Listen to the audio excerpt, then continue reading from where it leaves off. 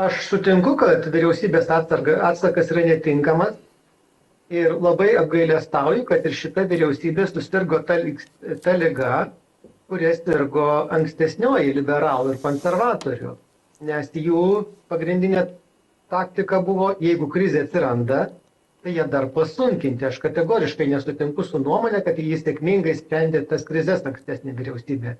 The Economist duomenimis COVID krizę Lietuva sprendė blogiausiai pasaulyje, nes turėjome didžiausią pasaulyje perteklinį mirtingumą.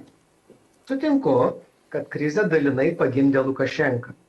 Bet tikrai ne jis vienas.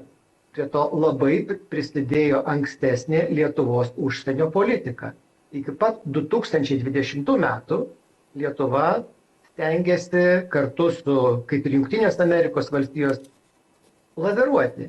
Stengtis, kad Lukašenka, jis nebus demokratinis vadovas, bet kad jis nepatektų į Rusijos glėbį. Tai po mūsų vyriausybės gudrių veiksmų Rusija padarė Baltarusiją savo vasalu. Dar to negana, uždraudė trąšų tranzitą. Ai, kaip gražu, diktatorių baudžiam, bet pažiūrėkim, kas pelnosi. Pelnosi tai kitos valstybės, per kur vyksta tranzitas. Lenkija, Latvija ir ne tik, pelnosi ir Rusija tiek iš tranzito, tiek iš to, kad didėja Uralkaliai apyvarta. Ji padidėjo po Belarus-Kali trąšų tranzito uždarimo beveik dvigubai kitais metais. Tai pasakysiu paprastą pavyzdį. Turite labai piktą kaimyną. Kaimynas mėto cigaretės pro langą. Skundžiamės policijai. Policija bejėgė.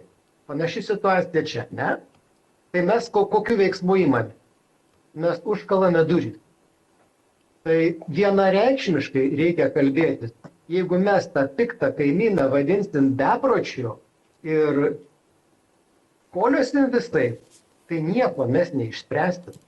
Ir dar sykį sutinku, kad vyriausybės atsakas nėra geras, bet jokių būdų nesutinku su tuo, kad buvusioji pozicija sako, kad čia problemą sukūrė šita vyriausybė. Ne, jinai yra sisteminė, įsisenėjusi. Išgirdom, Rimai. Ją reikia spręsti iš esmės kartu su Jungtinėmis Amerikos valstijomis. Poziciją turi.